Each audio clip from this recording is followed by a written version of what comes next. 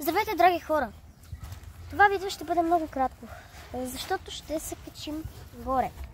Направих аутрото, т.е. края на миналото видео, защото мислихме да се качваме горе. Но аз всъщност ви обещах се едно и ви казах, че ще ходим там. Това е може би едно 4-минутно видео, защото горе е много опасно. Деца, не ходете там. Парк Геомелев е само, ето това е крайната дистанция. Оттам само може малко да се спускате с колелета и с шейни. През зимата е много готино, препоръчвам. Но малко по-нагоре има бункери и доста клошари. Не е много приятно. Но нека сега да се качим по това пътче и да обсъдим малко повече. Първо на първо можем да видим, че има доста растителност. Тук са направени като рампички от пясък, но тези рампички са направени от тук. Има камъни и метнати части от парка, като камън, големи камъни и около си естествено. Но това видео е повече за букуците, отколкото за колко е страшно това нещо. Нека да продължим. Отново рампи. Нагоре. Не, тук. Между другото, аз съм оператора да се включва. Да, знаете, че... Ей, там, виждате ли? Виждате ли букука? Зумни. Вижте, сега го забелязах. Погледнете. Това е много лошо. Давайте да продължаваме. Да, това ще към показваш. Както исках да кажа, много е стръмно, много внимайте, много през зимата има хлъзгащи участъци. По-добре не се качвайте тук. Обикновено има много кучета тук, така че внимавайте. Има много тинейджери тук, вижте.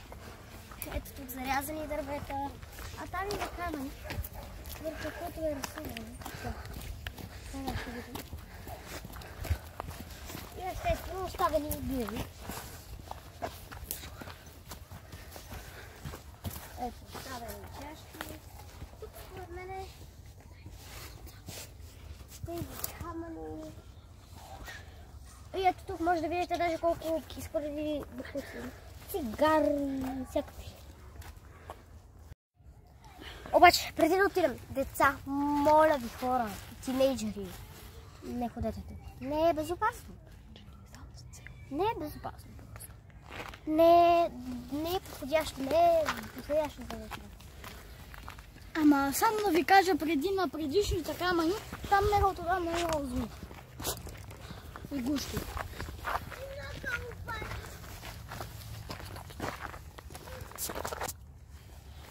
Ако долу в коментарите ни питате защо сме тук, защото искаме да ви покажем, че не е хубаво да сме тук и какви могат да бъдат последиците. Тук обаче трябва сега да минаваме през храсти и през всякакви обрасли местоположения. Продължаваме нататък с полемирата стенка. Общо взето да. Айде сега да видим. Ето го тук. Пус. Продължаваме. Ето общо взето просто да ви покажа. Няма да ходим обаче много пред бункерите, защото много безопасно. Нека се пак да ви покажа.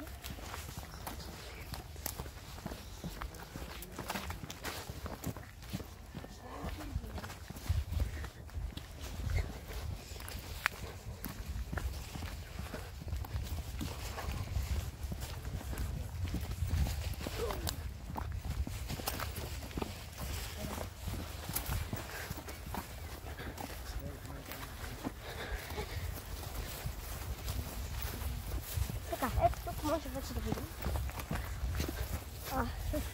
какво става напред. Това са едни от пътищата към бункерите. Аз ви казах, че няма да влизаме в тях, защото не е хубаво. Тук вече можем да видим, че става много опасно. Внимавайте за кърлежи, защото по това време има много. Общо, това е като една горичка. Гледайте. Много мъчички, много. И спираме до тук, защото надолу не мисля, че е безопасно да се слезне. Къде ще се бъде общо взето това е като горичка, през която се минава. се стига. Така. Окей, значи можехме да минем тук. И се стига до едно място. Моля ви, погледнете в какво се е превърнало. Това са стари къщи, които не се използват. Само че са с цигани, които са живи. Да, с роми. Да, има роми там и тези са много почупени места. Хайде. Сега се качваме нагоре. Оператора да внимава малко. Да, знаете, не се качваме, че просто... Ако се чудите все още кой е за таблета, ами Васко е много добър оператор и не снима. Както се Катерина, в момента се чуваме чувствам като Слави да клаше. Между другото тук за пикник е готино, само ако се изчисти. Иначе аз тук няма да седна. Предупреждавам и аз сега всички си поверете краката за кърлежи, защото има много кърлежи по това време. Окей, всички сме чисти. Продължаваме напред. Ако някъде ви сърди, не се чешете, погледнете първо какво има и ако е нещо черно, една като черна точица, тумбичка е такава, значи е кърлеж. Внимавайте, е кърлеж. Да, и операторът се включва сега с, да каже, ако има кърлеж. Не го вадете сами, ако нямате опит. Молим ви да не вадите с кърлежа сами, защото е много опасно. Защото ако го хванете някакъв си и го извадите грешно, може да умрете на място. И така стигаме до камъните, които ето